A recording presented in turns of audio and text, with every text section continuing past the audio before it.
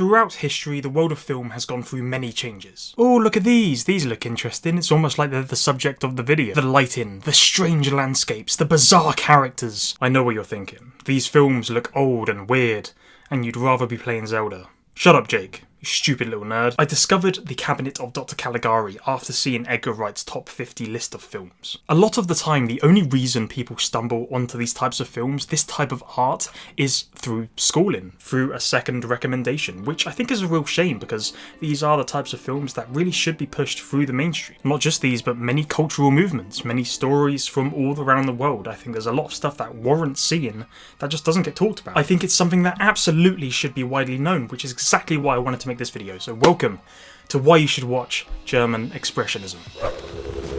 Feel free to subscribe if you enjoy this video. We do a lot of weird things in this channel. It's a small community, but I appreciate every single one of you. So, for some brief context, the term German Expressionism goes way back to the early 19th century. Firstly, there was the Bridge, led by Ernest Ludwig Kirchner, and there was the Blue Rider, led by Wassily Kandinsky and Franz Marc. I'm quarter German, but I'm still probably doing these pronunciations a massive disservice, but we move. Nevertheless, the Bridge team was formed in Dresden, and it was a representation of art crossing over into a new future, hence the name Bridge. It really represents progress and experimentation. It's a lot like how David Bowie went from Ziggy Stardust to the Thin White Duke. Because my analogies just don't get any weirder than that. And now I just want to watch Labyrinth, so great. The Blue Riders were formed in Munich and resembled moving beyond realistic representation as depicted in Kandinsky's The Horse and Rider, which is a very strange painting. I'll put it up here. It's a very abstract image, but you can see what they're trying to do. In a nutshell, all of these people really just wanted to do things differently, which is pretty much how every single artistic movement happened. So skip a few years ahead and the style grows in popularity. You're seeing these visuals and themes which we now consider very gothic, very macabre. We're going to that Burton-esque style we're so familiar with. And thanks to these past artistic movements, we have these huge influences in modern media. Massive thanks to H.P. Lovecraft, and massive thanks to Edgar Allan Poe, who's played really well by Harry Mellon in that film. I can't remember the name of it. The Blue Pale Eye, great film. And so going from these paintings, the natural transition is of course still imagery, whether that be paintings or photography, to film. Enter the assassination of the Duke of Guise. This was essentially the beginning of artistic movements in general.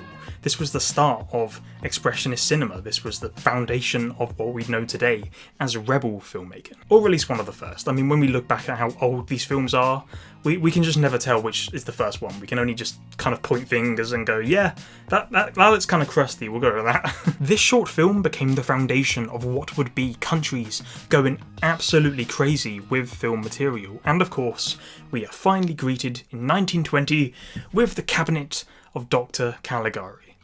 I love this film. This, to this day, is still one of my favourites just because of how everything is tied so well together. The fantastical set design, the visuals of this story, all in order to symbolise duality of man ruled under the German war government of the time. The way it captures sanity and insanity and melds it into an image.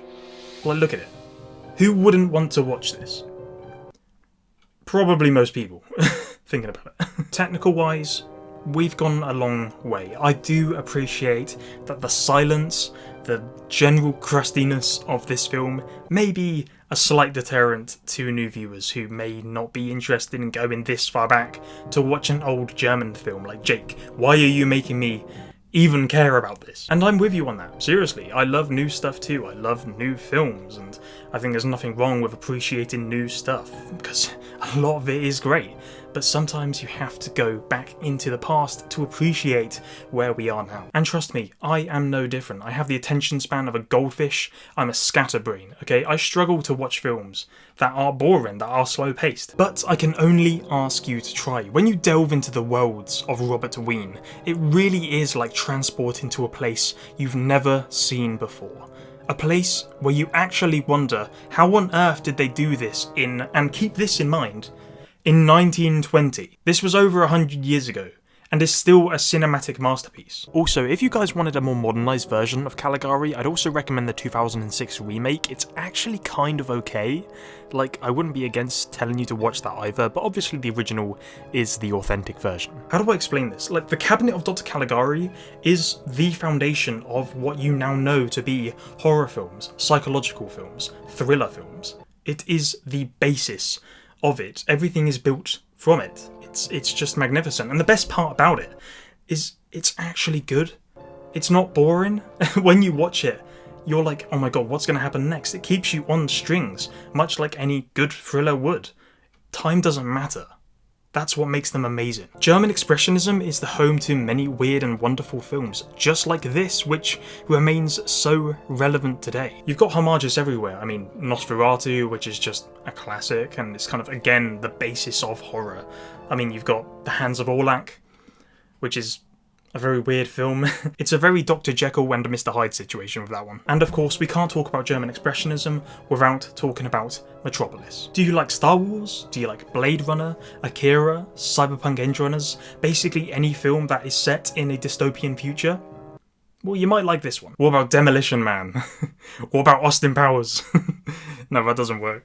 I like to think Metropolis is the grandfather of the cyberpunk genre as we know it. It's something I'm very passionate about on this channel, and it's something that's only ever rising in popularity thanks to its ever relevant themes of classism and power struggles. In a nutshell, there are so many German expressionist films and art pieces which I could just honestly talk about forever on this channel, but why would I? This is why I'm making this video, to have you go and watch them yourself. I would absolutely love you to watch these if you can, and you can witness how cinema has transitioned from the past into what we know today. And nothing makes me happier knowing these great directors like Fritz Lang, Robert Wiene, Billy Wilder, even Orson Welles, who was highly influenced by all of these guys, by this specific movement, which brought so much art to life. If there's one thing we can take from this, truly, the future of film is safe.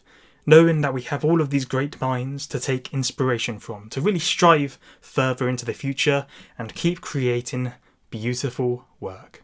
And that, my friend, is a fact.